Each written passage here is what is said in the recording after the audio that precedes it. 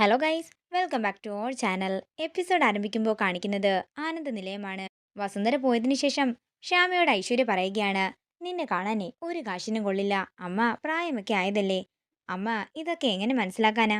കൊള്ളത്തേ ഇല്ലെന്നൊക്കെ ഐശ്വര്യ പറയുമ്പോൾ തൻ്റെ കോട്ടൊക്കെ ഒന്നുകൂടി ശരിയാക്കിയിട്ട് ശ്യാമ പറയുകയാണ്, എന്നെ കാണാൻ നല്ല ഭംഗിയുണ്ടെന്ന് ഐശ്വര്യടത്തിയെ കണ്ടാലേ അറിയാം. ഐശ്വര്യടത്തിയുടെ വിളറിയുള്ള ഈ നിൽപ്പും അമ്പരപ്പും ഒക്കെ തന്നെ കണ്ടാൽ മനസ്സിലാക്കാലോ എന്നെ കാണാൻ എന്ത് ഭംഗിയുണ്ടെന്ന്. പിന്നെ ഐശ്വര്യടുത്ത് എന്ത് പറഞ്ഞാലും എനിക്കൊരു കുഴപ്പവുമില്ല. എനിക്കറിയേണ്ടതേ എൻ്റെ അഖിൽ സാറിൻ്റെ അഭിപ്രായം മാത്രമാണ്. വേണമെങ്കിൽ നമുക്കൊരു മത്സരം വെച്ചാലോ? എന്താണെങ്കിലും ഞാനേ ജയിക്കത്തുള്ളെന്ന് എനിക്കറിയാമെന്ന് ശ്യാമ പറയുമ്പോൾ ഐശ്വര്യ ചോദിക്കുകയാണ്, നിനക്ക് ഇത്രയ്ക്കും കോൺഫിഡൻസോ? അതേ ഏട്ടത്തി, ആത്മവിശ്വാസം ഉള്ളത് കൊണ്ടല്ലേ ഞാൻ ഏട്ടത്തിയുടെ മുമ്പിൽ തന്നെ നിൽക്കുന്നത്. ഇതൊക്കെ കേൾക്കുന്ന ഐശ്വര്യ ദേഷ്യത്തോടെ ശ്യാമയെ നോക്കുകയാണ്. പിന്നീട് കാണിക്കുന്നത് ശ്യാമ നേരെ മുറിയിലേക്ക് ചെല്ലുന്നു. അതേസമയം അഖിൽ അവിടെ തിരിഞ്ഞിരുന്ന് തന്റെ ഫോണിൽ എന്തൊക്കെയോ ചെയ്യുകയായിരുന്നു. തുടർന്ന് ശ്യാമ അകത്തേക്ക് കയറി ചെല്ലുന്നു. പെട്ടെന്ന് അഖിൽ തിരിഞ്ഞിട്ട് ശ്യാമയോട് ചോദിക്കുകയാണ്, ആരാ?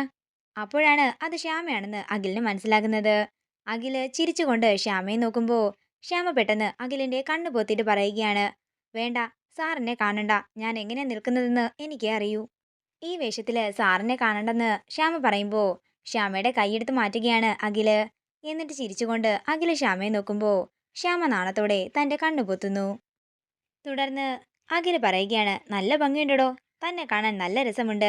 സാറ് ചുമ്മാ പറയുന്നതാണെന്ന് എനിക്കറിയാം. അമ്മയും ആ ബ്യൂട്ടി പാർലറുകാരിയും കൂടി എന്നെ അങ്ങോട്ട് ഒരുക്കി ഇറക്കിയതാ. അമ്മയ്ക്ക് ഞാൻ മോഡേൺ ആകണമെന്ന് ഒരേ നിർബന്ധം. അതുകൊണ്ട് ഇങ്ങനെയൊക്കെ നിന്നു കൊടുക്കേണ്ടി വന്നു. സാറിപ്പോ മനസ്സിൽ ചിരിക്കുകയായിരിക്കുമല്ലേ? എങ്ങനെയുണ്ട്, വഴിയിൽ വെച്ച കോലം പോലെയുണ്ടോ, അതോ സർക്കസിലെ കോമാളിയെ പോലെയോ? എനിക്കറിയാം സാർ, ഇതൊന്നും ഒട്ടും എനിക്ക് മാച്ചല്ലെന്ന്. ഇത് കേൾക്കുന്ന അഖില് പറയുകയാണ്, അതേടോ, ഇത് തനിക്ക് മാച്ചല്ല. അപ്പോ എനിക്ക് ചേരുന്നില്ലല്ലേ എന്ന് ശ്യാമ ചോദിക്കുമ്പോൾ അഖില് പറയുകയാണ്, തനിക്ക് ചേരുന്നില്ലെന്ന് പറഞ്ഞതേ ഈ നാണമാ. താൻ എന്തിനാ ഇങ്ങനെ നാണിക്കുന്നത്? ബോൾഡാക്.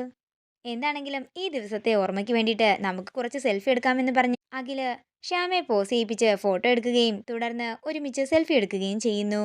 എടോ, ഏത് ഡ്രസ്സും തനിക്ക് ചേരും. താൻ എന്തിട്ടാലും തനിക്കൊരു പ്രഭയുണ്ട്. തനിക്ക് നാടൻ വേഷവും ചേരും, മോഡേൺ വേഷവും ചേരും. താനേ ചന്ദ്രനെ പോലെയാ. ഏത് രൂപത്തിലാണെങ്കിലും അത്രയ്ക്കും പ്രഭയും ശോഭയും കാണും.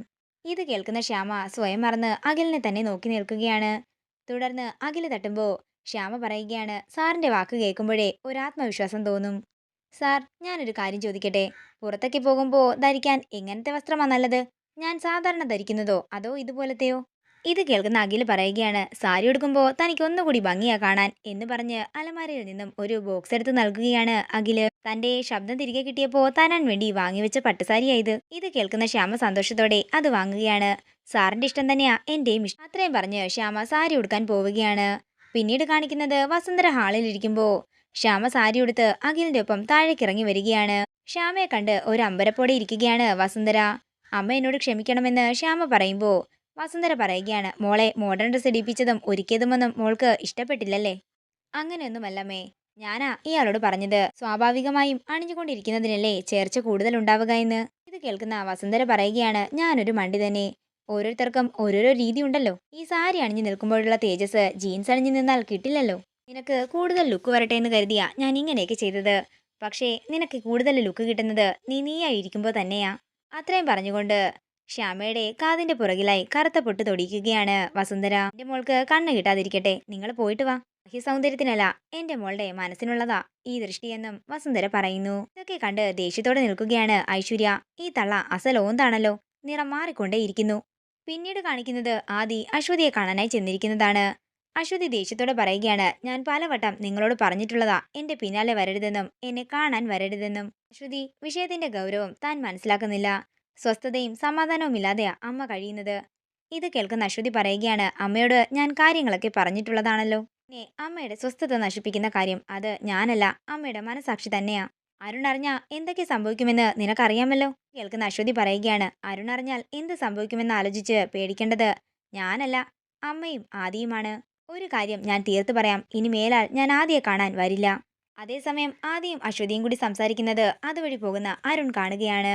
ഏട്ടനും ആ പെണ്ണുമല്ലേ അത്? എത്ര പറഞ്ഞാലും ഏട്ടന് മനസ്സിലാകുന്നില്ലല്ലോ. എന്തായാലും ഇത് പറ്റിയ അവസരം തന്നെ. ഏട്ടനെയും അവളെയും കൂടെ നിർത്തി കാര്യങ്ങളൊക്കെ ചോദിച്ചറിയാം. അത്രയും പറഞ്ഞ് അരുൺ അങ്ങോട്ടേക്ക് ചെല്ലുമ്പോൾ അശ്വതി പോയി കഴിഞ്ഞിട്ടുണ്ടായിരുന്നു. ആദ്യേട്ടാ, ആദ്യേട്ടൻ ഇപ്പോ ആ പെണ്ണിനോടല്ലേ ഇവിടെ നിന്ന് സംസാരിച്ചു കൊണ്ടിരുന്നത്? എന്നിട്ട് ആ പെണ്ണെവിടെയെന്ന് അരുൺ ചോദിക്കുമ്പോൾ നീ എന്തൊക്കെ ഈ പറയുന്നതെന്ന് ആദിയും ചോദിക്കുന്നു. അരുണേ, മനുഷ്യന്റെ ക്ഷമയ്ക്കൊക്കെ ഒരു അതിരുണ്ട്, നീ ആ അതിര് വിട്ടുകൊണ്ടിരിക്കുകയാണ്. പറയട്ടാ, അവൾ ആരാ, നിങ്ങൾ തമ്മിലുള്ള ബന്ധം എന്താ? ഇത് കേൾക്കുന്ന ആദി ദേഷ്യത്തോടെ തന്റെ കാറിന്റെ ഡോറ് തുറക്കുമ്പോൾ അവൾ ആരാണെന്ന് പറഞ്ഞിട്ട് പോയാൽ മതിയെന്ന് പറഞ്ഞ് അരുൺ ആദിയെ തടയുകയാണ്. തുടർന്ന് അരുണിനെ തള്ളിയിട്ട് ആദി അവിടെ നിന്ന് പോകുന്നു. പിന്നീട് കാണിക്കുന്നത് ശ്യാമയെ അശ്വതി വിളിക്കുന്നതാണ്. ശ്യാമേ, ഞാൻ ഈ നാട്ടിൽ നിന്നും പോവുകയാണ്. ഞാൻ കാരണം ഒരുപാട് പേര് വിഷമിക്കുകയാണ്.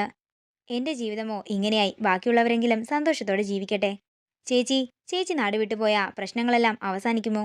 ഒളിച്ചോടുന്നത് കൊണ്ട് ആർക്കും ഒരു സമാധാനവും കിട്ടില്ല, പരിഹാരവും ഉണ്ടാകില്ല, ഇങ്ങനെ ഓടിക്കൊണ്ടേയിരിക്കും. ചേച്ചി മോളെയും അമ്മയും കൊണ്ട് ഇത്രയും നാളും അലഞ്ഞതല്ലേ, ഇനിയെങ്കിലും ഒരു സ്ഥലത്ത് ഉറച്ചു നിൽക്കാൻ ശ്യാമ പറയുമ്പോൾ അശ്വതി പറയുകയാണ്, ഇല്ല ശ്യാമേ, ചേച്ചി ഒന്നും പറയണ്ട, ഞാൻ നാളെ അങ്ങോട്ടേക്ക് വരാമെന്ന് ശ്യാമ പറയുമ്പോൾ അശ്വതി പറയുകയാണ്, വേണ്ട ശ്യാമേ, നീ ഇനി ഇങ്ങോട്ടേക്ക് വരണ്ട. ചേച്ചി ചേച്ചി എനിക്കിപ്പോ എന്റെ സ്വന്തം ചേച്ചിയെ പോലെയാ. ചേച്ചിയുടെ ജീവിതം എങ്ങനെയെങ്കിലും സുരക്ഷിതമാക്കണം, അത് മാത്രമാ എന്റെ ലക്ഷ്യം. ഞാൻ എന്താണെങ്കിലും നാളെ അങ്ങോട്ടേക്ക് വരാം.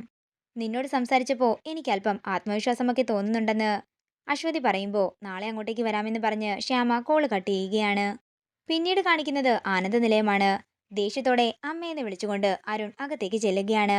എന്താ പ്രശ്നമെന്ന് ചോദിച്ചുകൊണ്ട് വസുന്ധര ചെല്ലുമ്പോൾ അരുൺ പറയുകയാണ്, അമ്മയുടെ പുന്നാരമോൻ നമുക്ക് എന്തു വാക്കാ തന്നത്?